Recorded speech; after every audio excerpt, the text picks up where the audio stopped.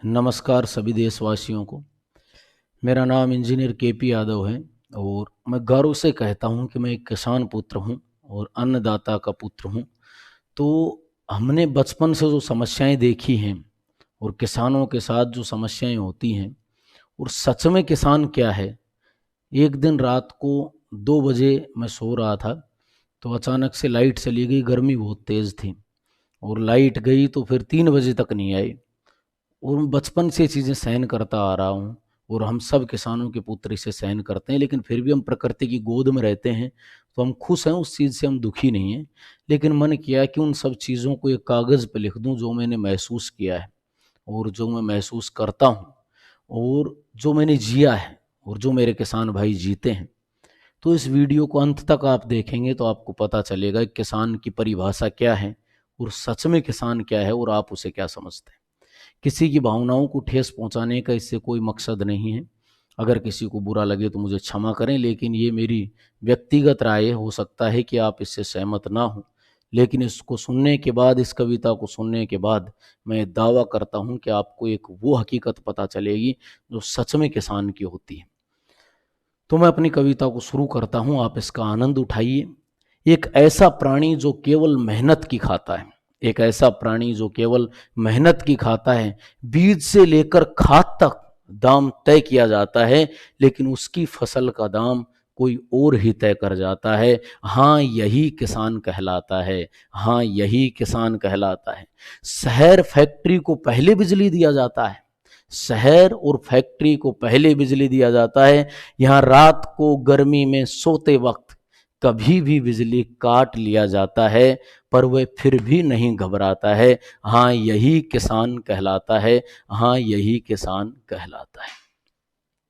बात जब सर्दी की हो, बात जब सर्दी की हो तो उसे प्राणी ही नहीं समझा जाता है। अगर सबकी ड्यूटी दिन में होती है तो उसके बिजली का नंबर रात को आता है। जब रात को ठिठुर कर पानी देता है, जब रात को ठिठुर कर पानी देता है और प्राकृतिक आपदा में उसी का नुकसान हो जाता है, यह कुदरत भी ना जाने क्यों इतना कहर बरसाता है। हाँ, वही किसान कहलाता है। हाँ, वही किसान कहलाता है। साहब, शहर के लोगों द्वारा ये गवार कहा जाता है। मैं अपनी पर्सनल राय आपको बता रहा हूँ। जब मैं शहर में आया तो लोग कहते थे गांव से है, गांव से है, गवार है, इसको कोई नॉलेज नहीं है। साहब, शहर के लोगों द्वारा ये गवार कहलाता है, लेकिन सत्य और मेहनत से अपना वजूद बचाता है। जब फसल बिकती है, जब फसल बिकती है तो खिलौने, सब्जी, फल सब लाता है। जब फसल बिकती है तो खिलौने, सब्जी, फल सब लाता है, मगर आंखों में आंसू भरकर बीवी की साड़ी और खुद के कपड़ों के लिए अगली बार की कह जाता है। मगर आंखों में आंसू भरकर बीवी की साड़ी और खुद के कपड़ों के लिए अगली बार की कह जाता है, और इसी उम्मीद में ये बार बार मेहनत करता जाता है। हाँ, यही किसान कहलाता है। हाँ, यही किसान कहलाता है। खुददारी से जीता है, खुददारी से जीता है, अपने बच्चों को पढ़ाता है, जवान होने पर देश को समर्पित कर देता है, जवान होने पर देश को समर्पित कर देता है। जब कर्ज चुका नहीं पाता तो इसका खेत बिक जाता है, और उद्योगपति अगर कर्ज नहीं चुका पाता तो बैंक ही बिक जाता है।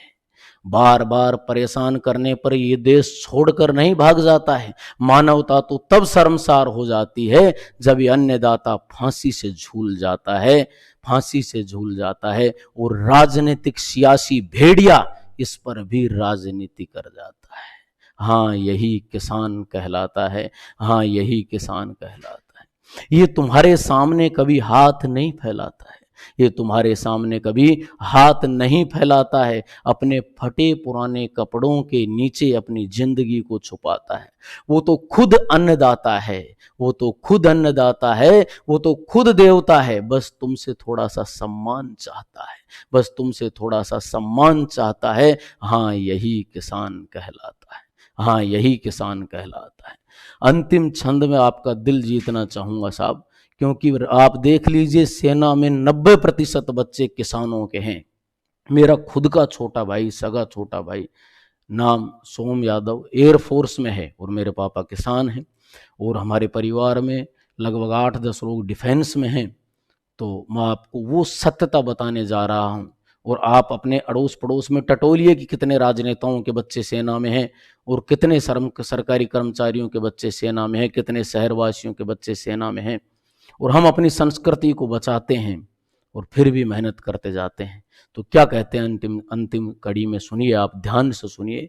केपी ने बहुत देखा है साहब, केपी ने बहुत देखा है साहब, जब जय जवान और जय किसान का नारा एक ही घर से निकल जाता है। जब जय जवान और जय किसान का नारा एक ही घर से निकल जाता है, कहता है केपी, गर्व सम्मान देश प्रेम और उम्मीद से सिर उठाकर जीता है, हाँ वही किसान कहलाता है। हाँ वही किसान कहलाता है। वो तुम्हारा पेट भरता जाता है, हाँ वही किसान कहलाता है। दोस्तों, मेरा मकसद केवल इतना है कि इस अन्नदाता का, इस देवता का आप सम्मान करें। और जब भी कोई अन्नदाता और देवता आपको खेत में काम करते हुए नजर आए तो उन्हें झुककर प्रणाम करें, क्योंकि उनके द्वारा उपजाया हुआ अन्न खाकर ही आप बड़े हो रहे हैं। और अब लॉकडाउन जो हुआ था अभी, उसमें भी आपने देखा है कि अन्नदाता की वजह से ही हम सब जिंदा रहे। पिज्ज़ा बर्गर सब बंद हो गए, लेकिन रोटी दाल हम खाते रहे, सब सब्जियां वो हम तक पहुंचाते रहे। और कुछ नहीं बचता खेती में, फिर भी ये लोग खेती करते हैं क्योंकि हम लोग जिंदा रह सकें। किसान केवल एक ऐसा प्राणी है जो खुद को छोड़कर, खुद का पेट काट कर, अपनी धरती के गर्भ को चीर कर और पैदा करके अनाज हमें खिला देता है। ऐसे व्यक्ति का आप जरूर सम्मान करें, ये मेरा निवेदन है आपसे। और किसान पुत्र कुछ भी कर सकते हैं। मेरे किसान पुत्रों, तुम देवताओं का रूप हो, तुम देवताओं के पुत्र हो। कभी मत घबराओ, हर फील्ड में तुम आगे होगे। देश तुम्हारा है, वतन तुम्हारा है, ये संसार तुम्हारा है। कभी मत रुको, आगे बढ़ो और मेरी तरह से दुनिया बदल के रख दो।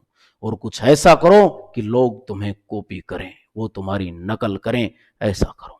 और लोगों के लिए शिद्दत से जियो, ईमानदारी से जियो। इतना ही कहना चाहूँगा दोस्तों। नमस्कार, जय हिंद, जय भारत, धन्यवाद।